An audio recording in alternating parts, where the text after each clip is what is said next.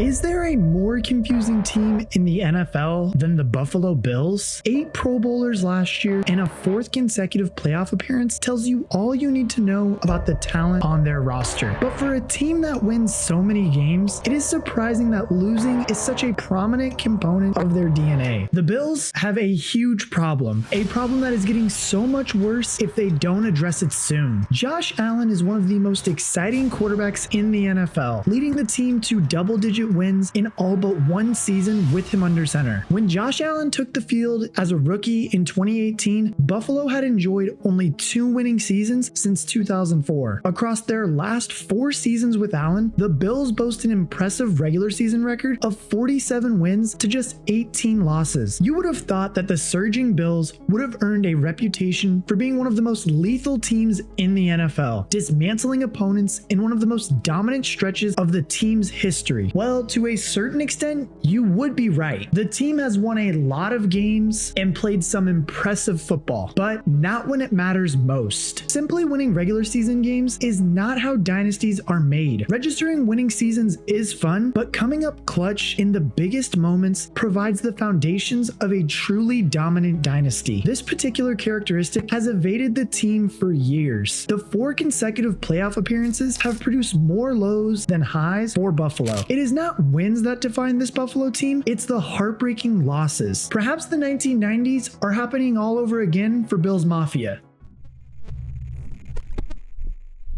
No moment was more dramatic than the infamous Patrick Mahomes 13-second drive in the 2021 divisional round of the playoffs. Having scored a touchdown to take a 3-point lead with just 13 seconds left in the game, however, all it took was 2 quick passes from Mahomes to move the ball 45 yards into field goal range. Harrison Butker kicked it through, and the Bills lost in overtime. Josh Allen didn't even get to touch the ball again. And these postseason struggles haven't been one-offs either. It was Mahomes who broke the Bills' hearts in the 2020 Conference Championship game as well. Again, after going up 9-0 in the first quarter, Josh Allen and the Bills didn't score another touchdown until the 4th quarter. The 2nd and 3rd quarters of that game were won by Kansas City by 31 points to 6. Just 1 game away from the Super Bowl, Mahomes came up clutch and the Bills' offense did not. And last year in the divisional round, they also came up short too, scoring just 10 points to Cincinnati's 27 in the 2022 divisional round of playoffs. This time, they benefited from home field advantage, making the letdown performance even more disappointing. Josh Allen threw for 264 yards, 0 touchdowns, and 1 interception in the game. Burrow, on the other hand, threw for 242 yards and 2 touchdowns, not contributing a turnover in the process. Mahomes was also interception-free in his 2 playoff victories over the Bills. Mahomes and Burrow came up clutch. Josh Allen couldn't. Fans around the league are starting to notice the Bills' embarrassing record in the clutch. This is a team that falls flat on their faces when they need to be at their best. I mean, look at it. In overtime, in the AFC Championship game, in playoffs in general,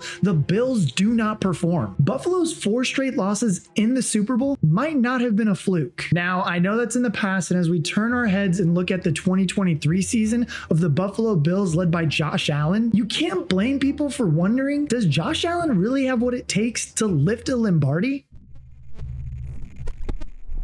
Whilst he does lead the league in touchdowns in 2023, he is also tied for the most interceptions with 13. The team is 6-6, having suffered extremely embarrassing losses against the New York Jets, Denver Broncos, and New England Patriots. I mean, at the beginning of this season, everybody had them winning the AFC. People were picking them to even make it to the Super Bowl. They weren't picking them to slump back into the reality of the mediocrity of the AFC. I mean, plain and simple, if they can't beat the Jets or the Pats, what hope do they have against one of the conference giants in a playoff game? The tone was set by losing their season opener to a Zach Wilson-led Jets team who were reeling after their star quarterback Aaron Rodgers was injured after just 4 plays. Josh Allen threw 3 interceptions and the team lost a fumble as well. In a game that was lost by 6 points, this reflects the clinical ineptitude of a team that entered the season as 3rd favorites for the big prize. I mean, after the injury to Rodgers too, it seemingly handed them the game on a plate. platter. It was actually the Jets defense that came up clutch, and once again, Josh Allen and the Bills could not. Sure, they dusted themselves off, got back on track, and they wouldn't lose to another division opponent, right? Wrong. Cue a Week 7 loss to the New England Patriots, a team that has beaten only one other team all year long, and are set on a path for a top 2 pick in the 2024 NFL Draft. Congrats, Caleb Williams.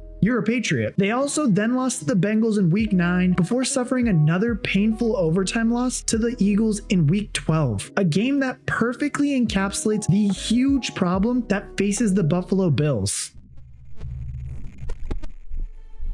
After playing a superb game that saw the Bills enter the fourth quarter with a 24-14 lead, they yet again let it slip away. Having already scored a touchdown early in the fourth quarter, the Eagles were given another golden opportunity in the form of a Josh Allen interception to set up a short field. Even after the Bills managed to take a lead with under 2 minutes on the clock, the Eagles were allowed to march into field goal range and set up overtime with a field goal. And as we all know, the Bills in overtime don't get along well. Look at the miscommunication between Gabe Davis and his quarterback meant that Davis went the wrong way on an option route. The Bills settled for a field goal and promptly conceded the game-winning touchdown to Jalen Hurts. The Bills outgained the Eagles 505 yards to 378, but it was sloppiness on the Buffalo front that led to yet another overtime loss. Tyler Bass missed 2 field goals, Josh Allen contributed a fourth quarter interception, Gabe Davis went the wrong way on an option route, and the Bills defense couldn't get a stop. It is yet another example of the Bills coming up small in the biggest of spots. The Eagles came up clutch and the Bills did not. I mean, it's starting to become pretty clear on why Josh Allen is 0-6 in overtime. I mean, look at me.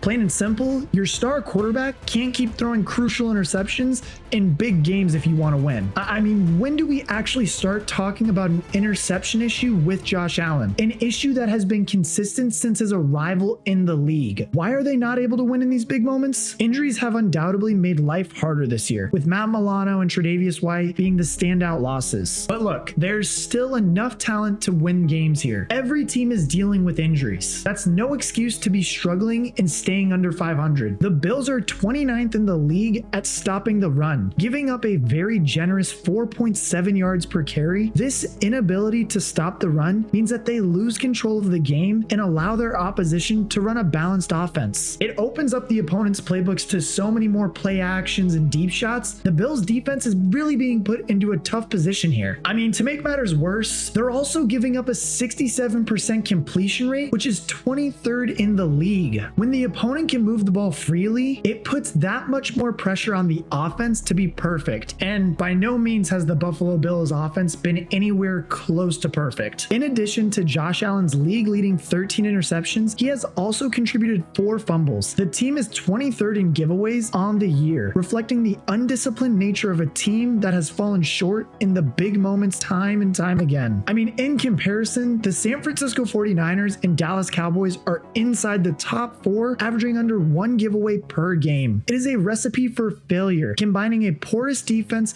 with an offense that is prone to giving the ball away and falling short of the winning score. The league's best teams have capitalized on a great roster and a quarterback capable of going the distance. And Buffalo can shout as much as they want about being in the same category as Mahomes and the Chiefs, but on the field, the Bills have fallen short every single time. When a team's biggest issues are discipline in the biggest moments, the attention rightly turns to a head coach.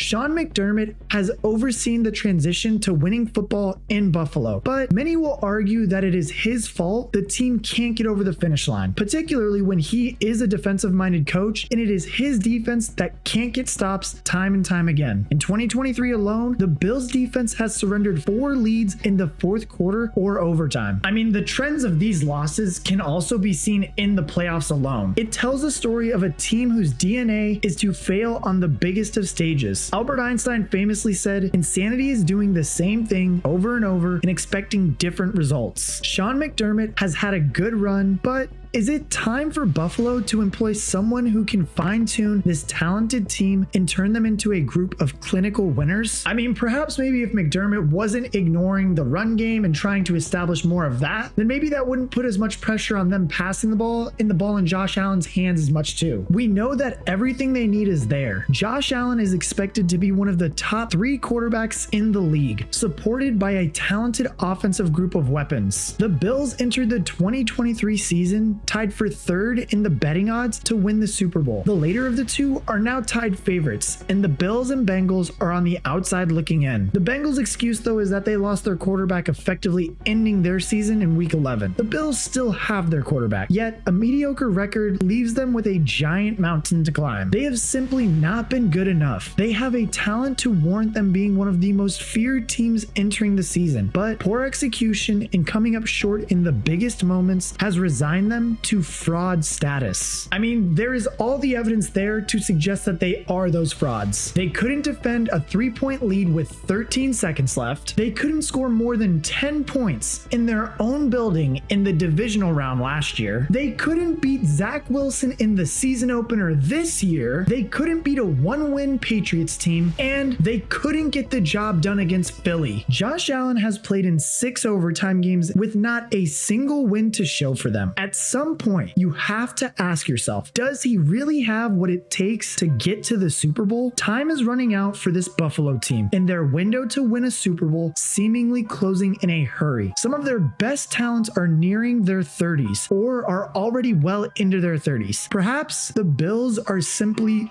overrated.